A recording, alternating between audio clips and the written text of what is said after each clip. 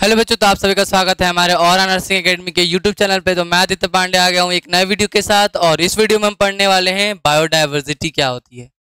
ये हमारा community health nursing का सबसे इंपॉर्टेंट टॉपिक है बायोडाइवर्सिटी। आपने क्लास 11-12 के स्टैंडर्ड में 10+2 में पढ़ा होगा कि बायोडाइवर्सिटी होती क्या है, लेकिन आज हम डिटेल में डिस्कस करने वाले हैं कि बायोडाइवर्सिटी कम्युनिटी के पॉइंट ऑफ व्यू से क्या होती है। एक जो सोसाइटी होती है उसके लिए बायोडाइवर्सिटी कितना इंपॉर्टेंट होता है, ये सारी चीजें हम इसमें डिस्कस करेंगे। तो सबसे पहले स्टार्ट करते हैं बायोडाइवर्सिटी। इट मींस, बायोडाइवर्सिटी का मतलब क्या होता है? It means the variability, it means the variability among the living organism. In the other word, it is the variety and the variability of living, of life on the earth, and it is the measures of variation at the genetic species and ecosystem level. ये क्या है? एक variability होती है among the living organism. इसके जो biodiversity का मतलब क्या होता है? ये वेरिएबिलिटी देखने को मिलता है इसके अंदर, किसके अंदर? लिविंग ऑर्गेनिज्म के अंदर। और दूसरे वर्ड में बोल लें तो जो it is a variety and the variability of life on the earth. जो हमारा अर्थ है, यूनिवर्स है, उसके अंदर कितने टाइप्स की वैरायटी प्रेजेंट है लिविंग ऑर्गेनिज्म की, उनके अंदर क्या क्या वेरिएशंस देखने को मिलता है, ये सब किसके अंदर आ जाता है? हमारा बायोडाइवर्सिटी के अंदर आ जाता है। It is a measures of variation and the genetic species और इकोसिस्टम लेवल। ये क्या क्या वेरिएशन देखने को मिलता है? जेनेटिक और इकोसिस्टम लेवल पे वेरिएशन देखने को मिलता है। तो बायोडाइवर्सिटी समझ में आई? बायोडाइवर्सिटी होती क्या है? बायोडाइवर्सिटी होती क्या है, समझ में आई? क्लियर हुआ ये बायोडाइवर्सिटी टर्म। अब हम आगे बढ़ते हैं क्लासिफिकेशन। किसके अंदर? क्लासिफिकेशन के अंदर। किसके अंदर हम आते हैं? अब क्लासिफिकेशन के अंदर आते हैं। तो biodiversity can be considered in 3 levels. Biodiversity को हम क्लासिफाई कितने कर सकते हैं? 3 लेवल में क्लासिफाई करते हैं। कौन कौन से लेवल होता है? हमारा जेनेटिक बायोडाइवर्सिटी होता है, और क्या होता है? और क्या होता है हमारा? Genetic biodiversity. उसके बाद क्या हो जाता है हमारा? नेक्स्ट देखेंगे तो हमारा स्पीसीज डाइवर्सिटी होता है, और तीसरा होता है हमारा इकोसिस्टम या कम्युनिटी डाइवर्सिटी। तो सबसे पहले हम यदि बात करते हैं जेनेटिक डाइवर्सिटी के अंदर, किसके अंदर? Genetic diversity means genetic variation within the species और every individual of a particular species differ from each other in their genetic constitution. Genetic variation में क्या देखने को मिलेगा? इसमें हर एक स्पीसीज के अंदर वेरिएशन देखने को मिलेगा, एवरी इंडिविजुअल के अंदर वेरिएशन देखने को मिलेगा, जिसमें क्या होगा कि जो पार्टिकुलर स्पीसीज होगी वो एक दूसरे से क्या होती हैं? डिफर होती हैं। जैसे हर एक स्पीसीज एक दूसरे से क्या होती है? डिफरेंट होती है। क्यों होती है? जेनेटिक वेरिएशन की वजह से होती है। किसकी वजह से होती है? जेनेटिक वेरिएशन की वजह से होती है। तो particular species differ from each other in their genetic constitution, so it is the reason that every individual looks different from each other। और यही रीजन होता है कि हर एक इंडिविजुअल एक दूसरे से क्या दिखते हैं? डिफरेंट दिखते हैं। बात समझ में आई? जेनेटिक डाइवर्सिटी क्या होती है? जेनेटिक डाइवर्सिटी स्पीसीज के अंदर जो वेरिएशन देखने को मिलता है उसी को हम बोलते हैं जेनेटिक डाइवर्सिटी। तो 3 लेवल्स में से पहला लेवल हमारा क्या था? जेनेटिक डाइवर्सिटी थी। वो क्लियर हुआ कि यदि स्पीसीज के अंदर वेरिएशन देखने को मिल रहा है due to the genetic variation, जिसकी वजह से हर एक स्पीसीज एक दूसरे से अलग दिखते हैं, ये हमारा जेनेटिक डाइवर्सिटी के अंदर आ जाता है। यदि हम नेक्स्ट बात करते हैं स्पीसीज डाइवर्सिटी के बारे में, किसके बारे में? स्पीसीज डाइवर्सिटी के बारे में। It is a diversity at the level of species. ये इसके अंदर डाइवर्सिटी किसके अंदर देखने को मिलेगी? स्पीसीज के अंदर देखने को मिलेगी।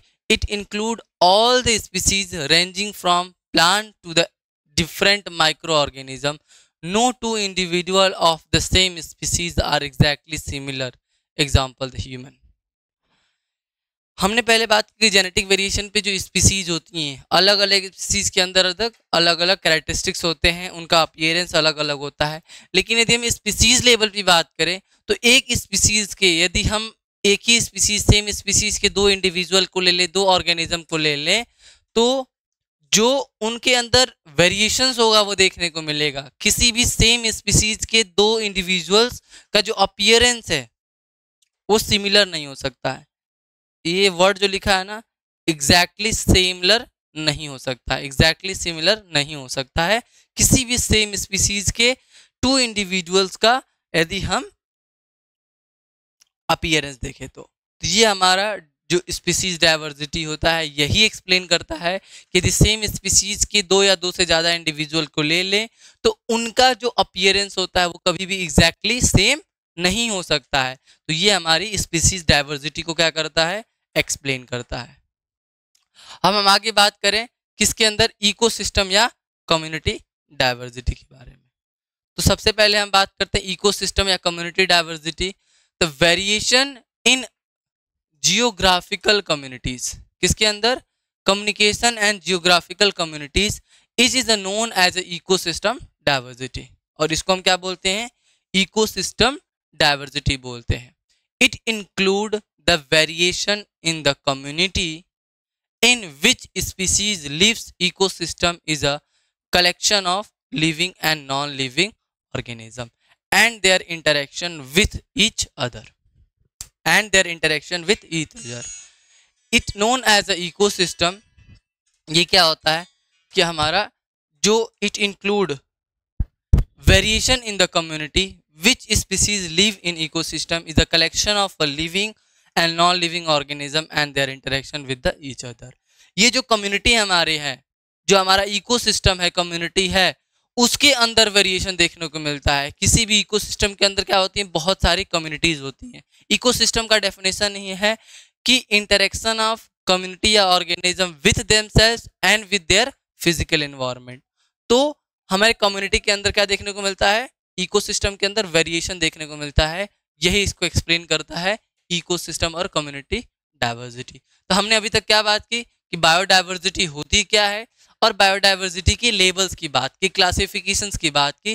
तो मेनली तीन टाइप्स ऑफ हम बायोडाइवर्सिटी देखे। पहला हमने स्पीसीज डाइवर्सिटी देखी थी या जेनेटिक बायोडाइवर्सिटी देखी थी, दूसरी हमने स्पीसीज डाइवर्सिटी देखी और तीसरी हमने इकोसिस्टम या कम्युनिटी बायोडाइवर्सिटी देखी। क्लियर हुआ आपको ये टर्म डाइवर्सिटी होता क्या है, बायोडाइवर्सिटी, इसके थ्री टाइप्स क्लियर हुए।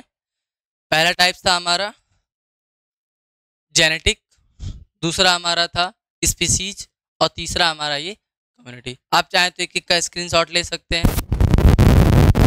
सबसे पहले biodiversity, it means the variability among the living organism, in other word it is the variety and variability of life.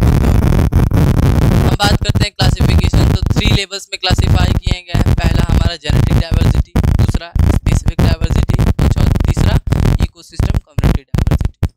अब वैल्यू ऑफ बायोडाइवर्सिटी, बायोडाइवर्सिटी की वैल्यू क्या होती है। अभी तक हम क्या देख रहे थे कि बायोडाइवर्सिटी होती क्या है, और अभी हम क्या देख रहे हैं, वैल्यू क्या होती है बायोडाइवर्सिटी की।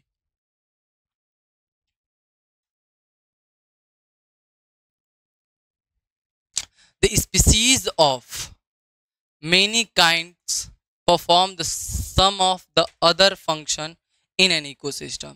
Every species contribute to the one another. Species store and utilize the energy and they produce the decomposes organic material. जो वैल्यू ऑफ बायोडाइवर्सिटी में सबसे पहले हम क्या बोलते हैं, इकोलॉजिकल वैल्यूज। किसको पढ़ते हैं हम, इकोलॉजिकल वैल्यूज को पढ़ते हैं। तो species of many kind perform the some of the other function in the ecosystem और every species contribute to the one another and species store and utilize the energy they produce and decomposes the organic material. ये हमारा क्या होता है, value of biodiversity के अंदर आ जाता है, इकोलॉजिकल रोल। अब हम बात करते हैं इकोनॉमिक इंपॉर्टेंस की बात करते हैं। किसकी बात करते हैं, इकोनॉमिक इंपॉर्टेंस की बात करते हैं। तो These variations in the species are the resources for the manufacture of food and the many other products like the crops, fisheries, woods and fibers, ठीक है, एंड लुब्रिकेंट्स एंड रबल्स। ये हमारा इकोनॉमिक इंपॉर्टेंस होता है बायोडाइवर्सिटीज का, जो हमारे economic purpose के लिए यूज करते हैं हम बायोडाइवर्सिटीज को, इसको हम इकोनॉमिक इंपॉर्टेंस के अंदर लेते हैं। अब हम बात करते हैं regulating fraction, such as regulates local as well as the global climate, manage the global levels of oxygen, carbon dioxide and other gases, maintain the fresh water quality by vegetation and sowing the runoff, absorb and carbon dioxide acting on the carbon sink। ये क्या हो जाता है हमारा regulating faction के अंदर आ जाता है। अब हम बात करते हैं सपोर्टिंग सर्विस की। किसकी बात करते हैं? सपोर्टिंग सर्विस की। Help in the pollination, nutrient cycling as well as the recycling, greenhouse gases reduction by the oxidation. ये सब क्या है हमारा वैल्यू ऑफ बायोडाइवर्सिटी के अंदर आता है। उसके बाद हम बात करते हैं तो social and cultural service provide करता है। Provide the recreational avenues and rich biological diversities, encourage the tourism in the region, recreation and relaxation tourism, especially the ecotourism, arts, design and the inspiration, spiritual experiences and the sense of place. Biological diversities provide the immediate benefits to the society such as the recreation and tourism। ये हमारा social and cultural service के अंदर आ जाता है। अब हम next बात करते हैं फूड वेव मेंटेनेंस। किसकी बात करते हैं? बायोडाइवर्सिटी किस में हेल्प करती है? फूड वेव मेंटेनेंस में हेल्प करती है। Maintain the food web as higher the diversity of an ecosystem and more complexes is going to be the food web, because there are so many options to the eat. This result in the more stable food chain and the food web। ये हमारे किसके अंदर आता है? Biodiversity के values and function में। Scientific role की बात करते हैं हम। किसकी बात करते हैं? साइंटिफिक रोल की। The help in the scientific research, education and the monitoring. Example the research about the new genetic materials with the help of gene pool. Clear हुआ? ये हमारा किसके अंदर आ जाता है? साइंटिफिक रोल के अंदर। ये हमारा पूरा कहाँ तक रहा? बायोडाइवर्सिटी क्या होती है, उसके टाइप्स क्या होते हैं और उसकी वैल्यूज क्या होती हैं बायोडाइवर्सिटीज। आई होप आपको ये टॉपिक क्लियर हुआ होगा, आज की वीडियो आपको समझ में आई होगी। मिलते हैं नेक्स्ट वीडियो में, तब तक के लिए धन्यवाद।